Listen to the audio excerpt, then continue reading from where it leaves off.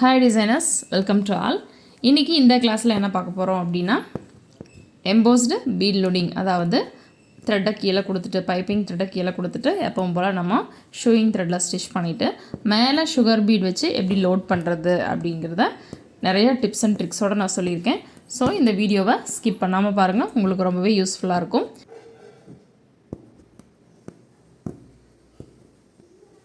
அப்புறம் போன வீடியோவில் வந்துட்டு கம்யூனிட்டி போஸ்ட்டில் நான் வந்துட்டு ஓட் பண்ண சொல்லியிருந்தேன். ஸோ நான் சொன்னதுக்காக எல்லாருமே கம்யூனிட்டி போஸ்ட்டில் ஓட் பண்ணியிருக்கீங்க. ஒரு 32 பேர் அதோ சம்திங் ஓட் பண்ணியிருக்கீங்க. ஸோ எனக்கு எந்த கிளாஸ் ஃபஸ்ட்டாக எடுக்கலாம் அப்படின்றத உங்கள்கிட்ட தெரிஞ்சுக்கணும் அப்படின்றதுக்காக நான் கேட்டிருந்தேன். ஓட் பண்ண எல்லாத்துக்குமே ரொம்ப தேங்க்ஸ். இப்போது நம்ம எம்போஸ்டு பீட் லோடிங் எப்படி பண்ணலாம் அப்படின்றத பார்க்கலாம் வாங்க. இப்போது பைப்பிங் த்ரெட்டை ஸ்டிச் பண்ணியாச்சு. அதுக்கப்புறமா கீழே இருந்து மறுபடியும் ஷூயிங் த்ரெட்டை எடுத்துக்கோங்க. இந்த மாதிரி எடுத்துட்டு ஆப்போசிட்டில் ஒரு லாக் வச்சுட்டு இந்த மாதிரி கிராஸாக ஒரு 3 to 4 பீட் லோட் பண்ணி பாருங்கள்.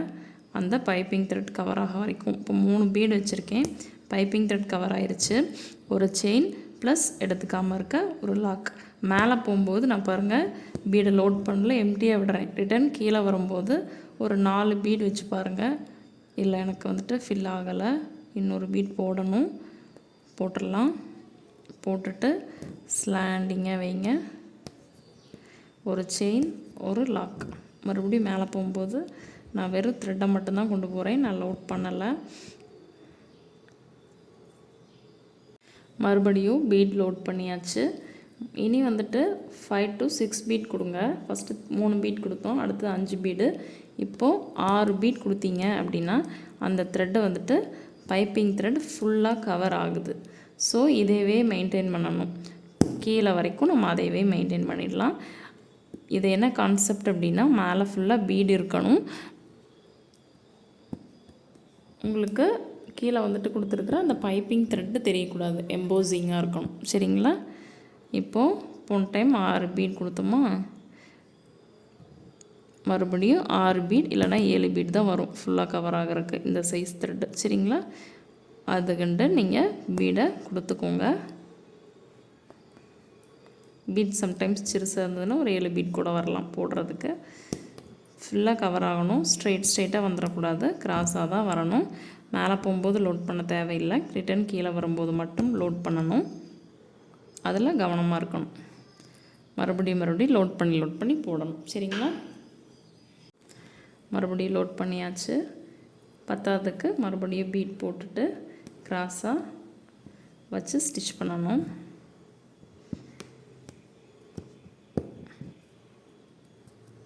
இது எங்கே யூஸ் பண்ணலாம் அப்படின்னு கேட்டிங்க அப்படின்னா வந்துட்டு பார்டர்ஸ், அதாவது நெக்லைன் பார்டர்ஸில் நீங்கள் தாராளமாக யூஸ் பண்ணுறலாம்.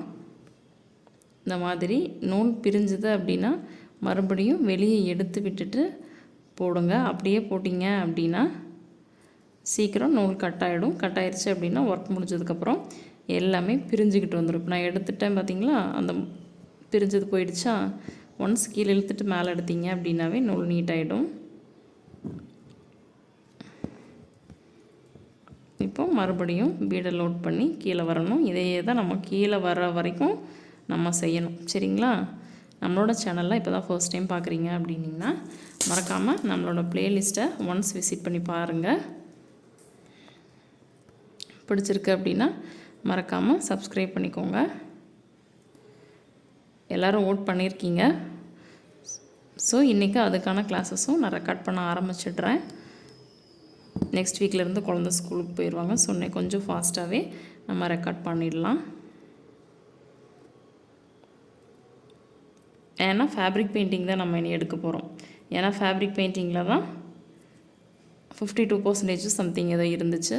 47 or 48 வந்துட்டு ஆரி கோட் பண்ணியிருக்கீங்க. ஃபேப்ரிக் பெயிண்டிங் எடுத்துகிட்டு அதுக்கு எவ்வளோ ரெஸ்பான்ஸ் கொடுக்குறீங்கன்னு பார்த்துட்டு அதுக்கப்புறம் உடனே நம்ம வந்துட்டு ஆரியும் எடுக்க நம்ம ஸ்டார்ட் பண்ணிடலாம். சரிங்களா?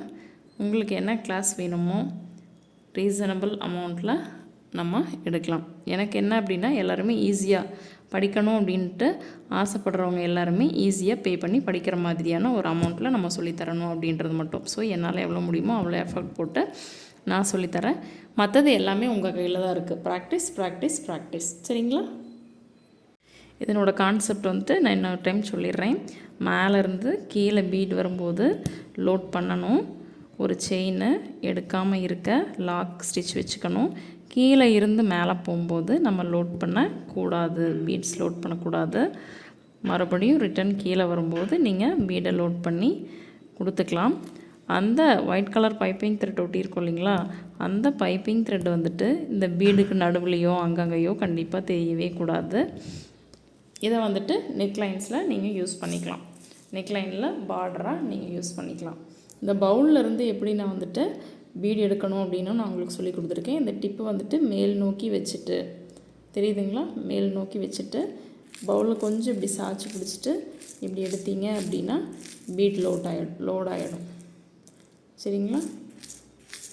இந்த டிப் நான் ஆல்ரெடி உங்களுக்கு சொன்ன டிப் தான். ஸோ இது வரைக்கும் பார்க்கலாம் அப்படின்னா உங்களுக்கு யூஸ்ஃபுல்லாக இருக்கும். இந்த மாதிரி பீட் லோட் ஆகிடுச்சு பார்த்தீங்களா? ஸோ அயர்ன் நீடிலில் போட்டிங்க அப்படின்னா பீட் வந்துட்டு இவ்வளோ பீட்ஸ் லோட் பண்ண முடியும். அதனால தான் ஸ்டார்டிங்லேயே அயர்ன் நீடிலில் பழகிக்கோங்க அப்படின்னு நான் சொன்னது. ஸோ ப்ரொஃபஷ்னலாக பண்ணும்போது அயர்ன் நீடில் கொஞ்சம் பெட்டராக இருக்கும். ஒர்க்கு வந்துட்டு உங்களுக்கு ஃபாஸ்ட்டாக முடியும். சரிங்களா? துலிப் பிராண்ட் எடுக்கும்போது 6-7 பீட்ஸ் அந்த மாதிரி தான் போட முடியும். இதுவே பஞ்ச் பீட்ஸ் அப்படின்னா 2 பீட் 3 பீட் அந்த மாதிரி தான் நம்ம எடுத்து போடுற மாதிரி இருக்கும். இது அப்படின்ற போது உங்களுக்கு நாளைக்கு ஆர்டர்ஸ் எடுத்து பண்ணும்போது கொஞ்சம் வேலை சீக்கிரமாக முடியும். நான் எல்லா டைமுமே இப்படி தான் நான் பீட் எடுப்பேன். இல்லை நிறைய ஒர்க் பண்ணுறோம் அப்படின்னா நீங்கள் வந்துட்டு பார்ட் வேலை போட்டு கூட ஒர்க் பண்ணிக்கலாம். அதாவது அந்த பவுச் இருக்கு இல்லைங்களா, பீட்ஸ் பவுச்சு, அதில் போட்டு கூட நீங்கள் ஒர்க் பண்ணிக்கலாம். நான் ஆல்ரெடி ஒரு வீடியோவில் கூட காமிச்சிருக்கேன். ஸ்ட்ரெயிட்டாக வந்துடக்கூடாது, கிராஸாக போடுங்க. போட்டுட்டு இதுக்கு அவுட்லைன் நீங்கள் கொடுத்துக்கலாம். இதை ஃபுல்லாக போட்டுட்டு நான் உங்களுக்கு காமிக்கிறேன்.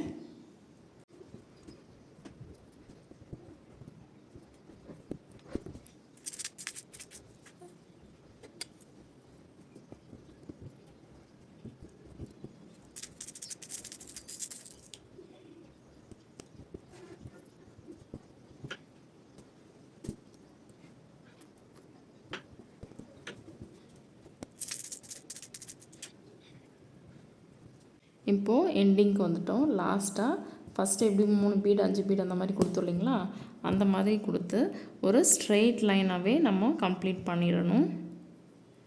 இப்போ வந்துட்டு நான் 4 பீட் கொடுத்து பார்க்குறேன், கரெக்டாக இருக்குது.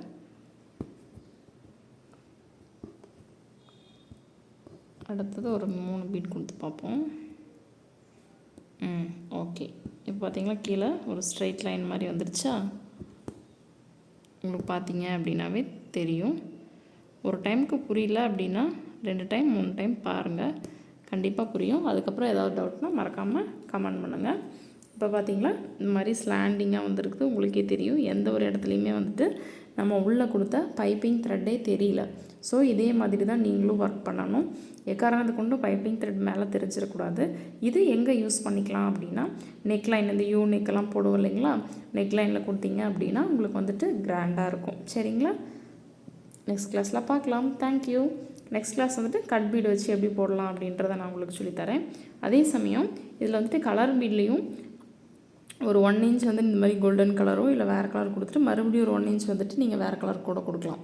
அந்த மாதிரி கூட நீங்கள் டபுள் கலராக கூட நீங்கள் லோட் பண்ணிக்கலாம். சரிங்களா? நெக்ஸ்ட் கிளாஸில் கர்தானா வச்சு எப்படி லோட் பண்ணுறது அப்படின்றத நான் உங்களுக்கு சொல்லித்தரேன். தேங்க்யூ.